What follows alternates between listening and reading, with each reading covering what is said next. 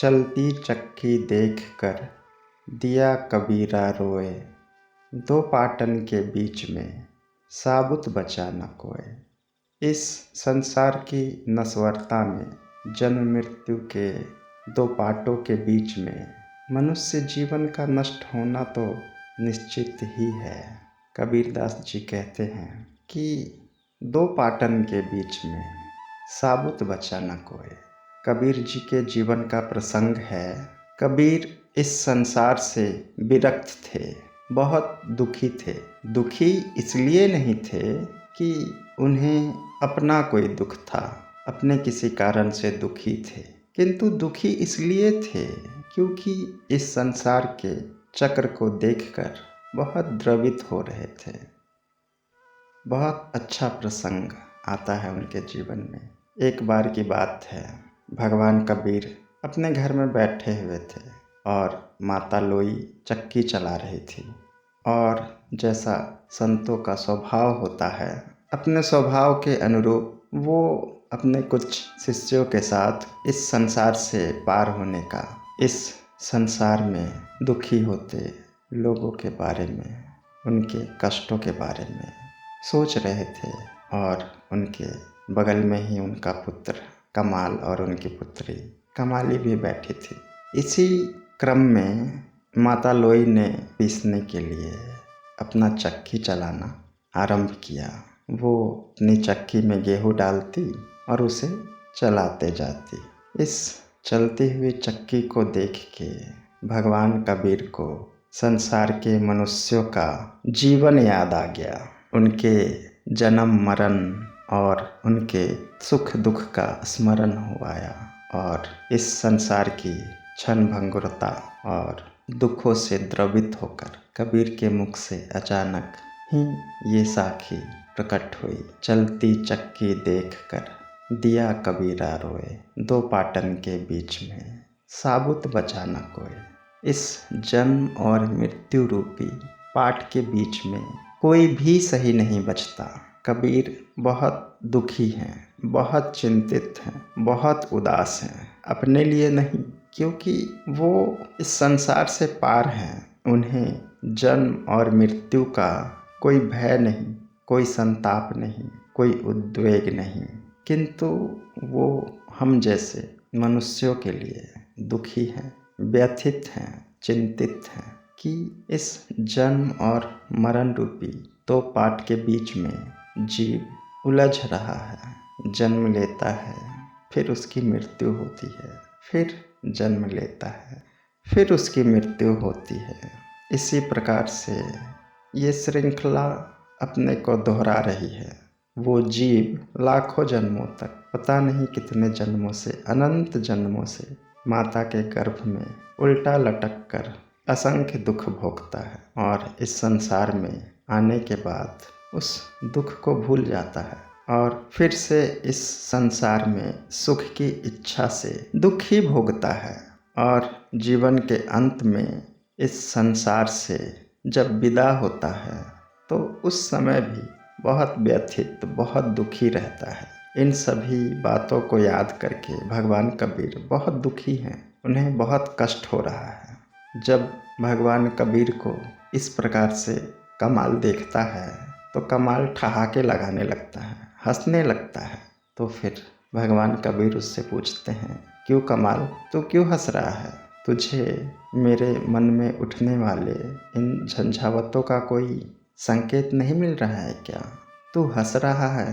तब कमाल कहता है हंसते हुए कि चक्की चलती देख के हंसा कमाल ठठाए, कील सहारे जो रहा ताही काल ना खाए। इस प्रकार से जब कमाल भगवान कबीर से कहता है तो भगवान कबीर भी संयत हो जाते हैं, स्वस्थ हो जाते हैं, उनकी चिंता कम होती है। वो अपने पुत्र के जवाब से बहुत संतुष्ट होते हैं और हंसते हुए कहते हैं, कील सहारे जो रहा ताही काल ना खाए। एकदम सत्य वचन कहा तुमने कमाल। जो कील के सहारे है वो दो पाटन के बीच में भी साबुत बच जाता है, उसका काल कुछ भी बिगाड़ नहीं पाता है। वो काल से परे हो जाता है। इसके भावार्थ को यदि हम समझें तो बहुत सुंदर बात कही है भगवान कबीर ने कि इस संसार में जो ये जन्म और मृत्यु रूपी दो पाट हैं, इसके बीच से कोई नहीं बचता।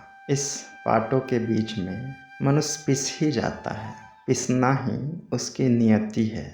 किंतु कुछ ऐसे धनभागी होते हैं, कुछ ऐसे महामानव होते हैं जो अपने को इस संसार के पाट से सुरक्षित रख लेते हैं, सुरक्षित बचा लेते हैं, और उनके सुरक्षित होने का कारण वो चक्की के बीच में स्थित जो कील है वो उसके सहारे हो जाते हैं। वो उस कील के आसपास अपने को समेट लेते हैं। तो फिर वो पाट भी उन गेहूं के दानों का किसी भी प्रकार से अहित नहीं कर पाती है। इसी प्रकार से हमारा जीवन है। यदि हमने अपने आप को परमात्मा के हाथों में सौंप दिया, गुरु के हाथों में सौंप दिया, तो फिर ये जीवन सुरक्षित है। फिर इस जीवन को सुरक्षित रखने की जिम्मेदारी स्वयं ईश्वर की हो जाती है। फिर हमारा कुछ नहीं रहा, फिर सब कुछ ईश्वर का ही हो गया। वो इस चक्की से आपको बचाएगा ही बचाएगा। जैसा कि कमाल ने कहा है कि कील सहारे जो रहा ताही काल ना खाए, अर्थात जो चक्की का कील है उसके सहारे हो जाओ। अर्थात जो इस माया रूपी संसार का जो मूल है, जो तत्व है, इस माया रूपी सृष्टि का जो आधार है, उस आधार के साथ एक हो जाओ, तो फिर आप निराधार हो ही नहीं सकते। फिर आप निर्भय रहो, फिर आपको कोई भी काल छू नहीं सकता। इस शरीर के साथ भी और इस शरीर के नष्ट होने के बाद भी आप उस परमात्मा की गोद में आनंद से, प्रेम से निश्चिंत रहोगे। इसलिए हमें सिर्फ एक के ही सहारे रहना चाहिए। एक के सहारे का तात्पर्य है आप ईश्वर के सहारे हो जाओ। ईश्वर के सहारे अर्थात आपने जिस ईश्वर को अपनी मन के अनुसार माना है, मैं उस ईश्वर की बात नहीं कर रहा हूँ। मैं बात कर रहा हूँ उस ईश्वर की जो ईश्वर आपका अपना आपा है, जो अंतर्यामी आपके हृदय में आपका हृदयस्थ बन के बैठा है। मैं उस ईश्वर के सहारे की बात कर रहा हूँ। और किसी ईश्वर को ढूंढने के लिए मत निकल जाना, क्योंकि बाहर कहीं ईश्वर मिलेगा नहीं। बाहर ईश्वर उसी को मिलते हैं जो अपने हृदय में ईश्वर को प्रकट कर चुका होता है, उसे ही दिखेगा वो। यदि आपके हृदय में ईश्वर प्रकट नहीं हुआ तो ईश्वर बाहर दिख भी जाए तो वो ईश्वर आपके मन के अनुरूप होगा, वो आपके मन का बनाया हुआ ईश्वर होगा। उस ईश्वर से आपका कल्याण नहीं हो सकता। इसलिए नहीं हो सकता क्योंकि वो आपके मन का ईश्वर है, आपने उसे बनाया है, तो फिर वो आपका कल्याण कैसे करेगा। इसलिए आप अपने हृदयस्थ ईश्वर को जानो, जो आपके हृदय में बैठा, आपके हृदय की धड़कनें चला रहा है, जो आपको बोलने की क्षमता दे रहा है, जो आपको सुनने और समझने की शक्ति दे रहा है, उस ईश्वर को जानो। तो फिर आप जहाँ भी ईश्वर देखना चाहोगे वो वहाँ प्रकट हो जाएगा, क्योंकि वो है तो सब जगह। जैसा तुलसीदास जी महाराज कहते हैं कि हरि व्यापत सर्वत्र समाना, प्रेम ते प्रगट हो ही मैं जाना। वो तो सब जगह समान रूप से विद्यमान है। कण कण में वही है। कण कण में कहना भी गलत हो जाता है। उसमें ही कण कण है, उसके अंदर ही कण है, और उस कण के अंदर भी वही है। तो जो कण के अंदर है और जिसके अंदर कण है, तो वो कहाँ प्रकट नहीं हो सकता बताओ। किंतु उसे देखने के लिए जो आँख होनी चाहिए वो पहले आपको अपने भीतर दिखेगी।